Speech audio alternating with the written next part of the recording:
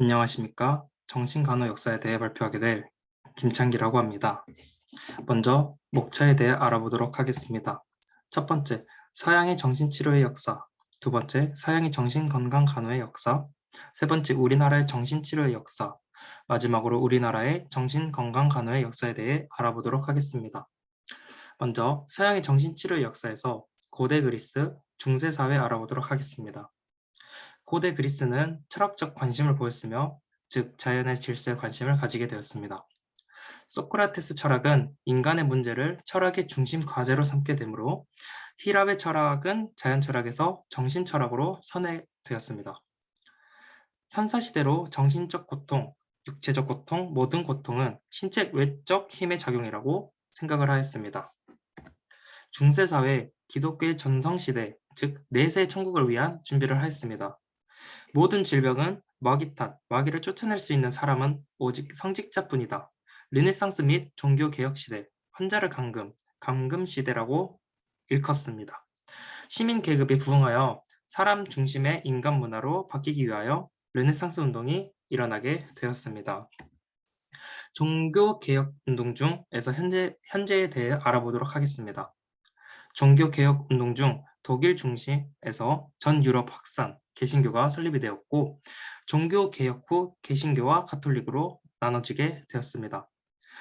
17세기 이성적 사고로 질병을 보게 되었고 18세기에서 19세기 초반 정신질환에 대해 발달 시대로 바꾸려 했지만 여전히 내적인 모습이 존재하였습니다. 19세기 후반에서 20세기 초반 독일 중심 발전한 생물정신의학과 프로이드를 중심으로 한 역동 정신의학이 양립이 되었습니다. 20세기 후반에서 현재로는 정신질환자에 대한 치료 발전, 정신간호 전문가 역할이 탄생이 되었습니다. 두 번째로 서양의 정신건강간호의 역사에 대해 알아보도록 하겠습니다. 린다는 미국 최초의 정신간호사로서 1882년 매사추세츠주의 엠클렌 병원에 정신간호사 훈련을 위한 학교를 설립하였습니다. 1930년대 말에는 모든 질병에 대한 일반 간호에 있어도 정신간호가 중요하다고 인식을 남겼습니다. 힐은 1952년 발간한 간호에서 대인관계에서 중요하고 치료적 과정이라고 정의를 내렸습니다. 1962년 발간한 대인관계 기술에서 정신간호의 핵심이 상담자와 심리치료사로서의 역할이라고 규명을 내렸습니다. 아이다는 1961년에 역동적 간호사, 환자 관계에서 기능, 과정 및 원리를 저술하였습니다. 1960년대 지역사회 정신보건의 출현으로 정신간호 초점을 1차 예방과 지역사회 의뢰로 전환되기 시작하였으며 70년대 간호의 전문화가 활성화되면서 정신간호사는 전문 간호 실무의 주도자가 되었습니다. 73년 처음 정신간호 실무 표준이 발표된 후 주기적으로 개정이 되었고요.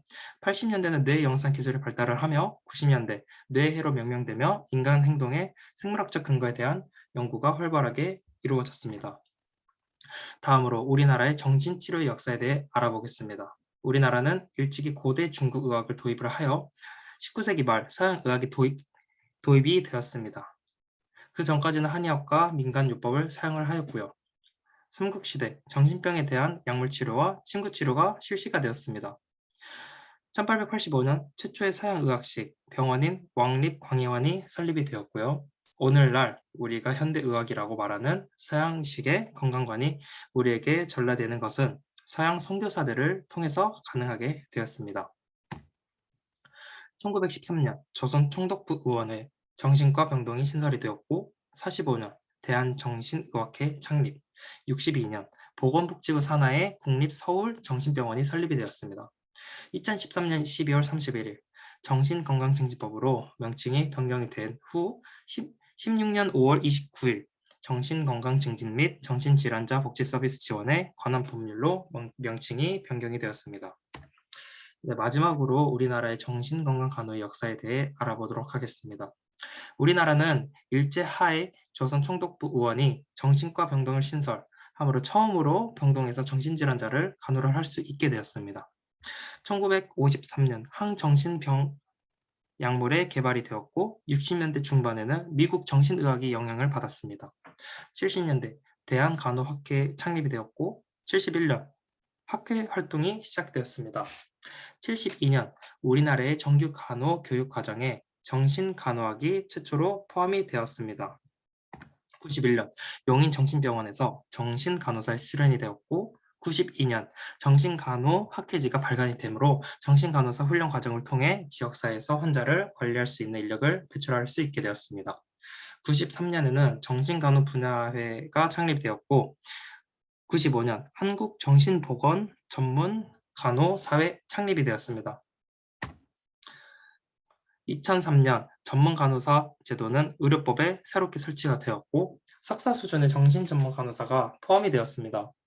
3년 이상 근무한 경력이 있는 간호사가 대학원에서 33학점 이수한 후 정신전문 간호 시험에 합격하면 정신전문간호사 자격을 취득할 수 있게 되었습니다.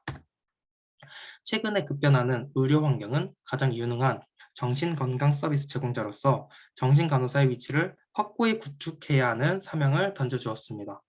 이를 위해 정신건강간호의 전문성을 높이기 위한 노력과 역할 개발과 정신건강 정책에 활발히 참여하는 강력한 리더십이 요구되었습니다.